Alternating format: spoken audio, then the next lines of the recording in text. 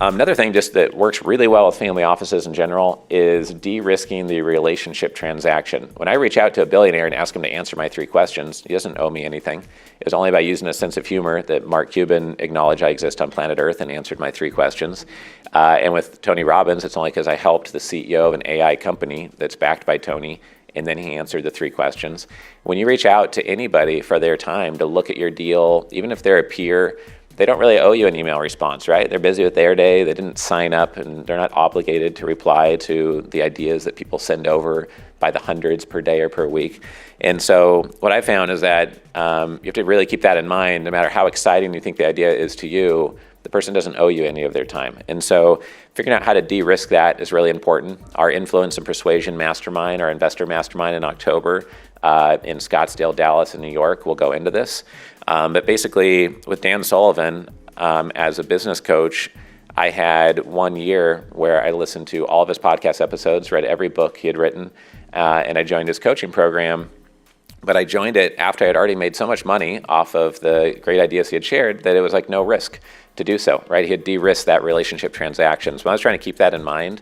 So like for an example, with billionaires.com, we're mapping out what companies are owned by a billionaire or what billionaires are on the boards of what companies. We've identified 500 companies of such. So we're going to the companies, and the company can ask for a favor from the billionaire because they have an audience with them. They want their investments to go well, and we can help that investment go well. So it seems indirect, but we think it might be the faster way of getting things done.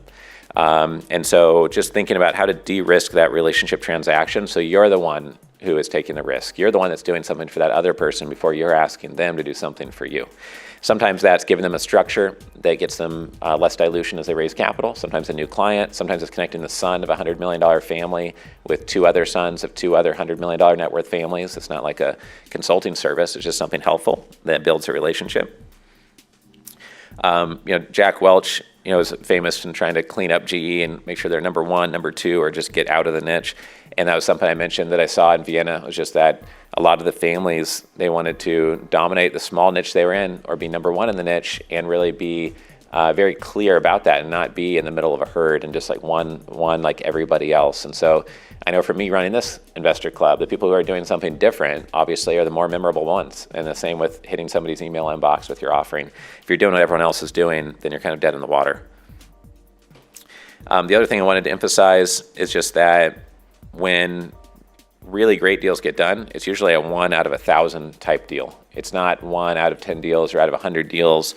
And so, one example is a partner who came to us and they said, okay, well, we want to do this and we want to create a big platform.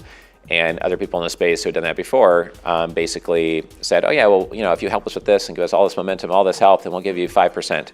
Or you can invest into 2.5% advisory shares if you totally transform our business. Or one offer we got recently was, well, if you help us double our business, we'll give you 2% equity.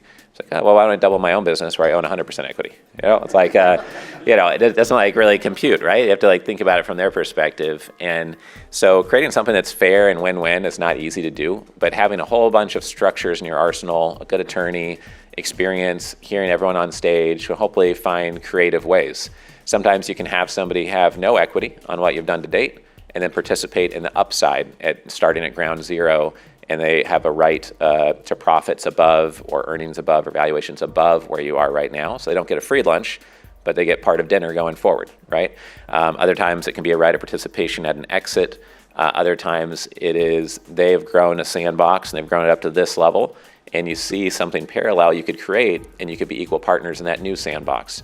But not in the original one. So just being creative and thoughtful, but trying to be slightly generous in it. I have one medical group we work with that is not the most generous, and they're always trying to win in every negotiation. They're excellent in just about every other way, but because they try so hard to win, it doesn't make it feel as much win-win. The other party feels like, I care so much about getting the better term here. Is this really going to be a great collaboration? And it makes people pause a little bit. So you don't want to be that either. And so making sure that you're being generous enough and making sure you're looking at thousands of opportunities before you're saying yes to one, ideally, over the macro time, is the feeling I get that the most successful families are able to pull off. And I don't even think that we're there yet. We're always trying to strive to get closer and closer to that.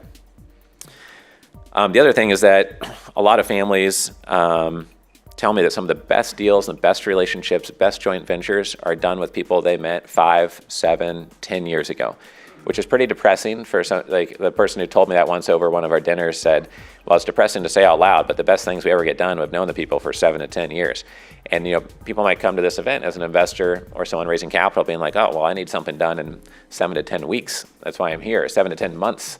I don't have the time to wait for 7 to 10 years, but sometimes things move really quick and they align and you get a big investor closed, a big deal closed, and seem to come out of nowhere. Other times there'll be some that are smaller to mid-sized investors and they go in smaller to mid-sized timeframes, of course. But if you don't act in a way that does plant seeds where you allow something to mature over 5 to 10 years, like I was speaking with the Nagel family. I don't know if Joe Nagel, I think, is over there again at his classic in the corner seat. So thanks for being here. So they grow teak wood in South America. And I think it's a 25-year maturity, right? And so it takes someone with a certain type of mindset to invest in something that's going to take 25 years to mature. And you could buy into some acreage that has 10 years into the maturity already and kind of space that out. But I was talking to Joel, Joe's dad, and he was telling me how mahogany takes 50 years. And teak is a really hard wood, so it needs dry sun. So in some seasons it gets hardened, and then it grows more, and then it gets hardened. But it takes a very long time to grow. And in the family office space, I find that when you try to do things too fast, then you actually slow things down. And if you try to do things the right way and build a relationship and build context and add value first and do things in a way that's win-win, ironically, the longer feeling path is the faster path to success. One of our family office competitors recently sold out and didn't make it, and they never scaled up a proper high-quality team like our team has.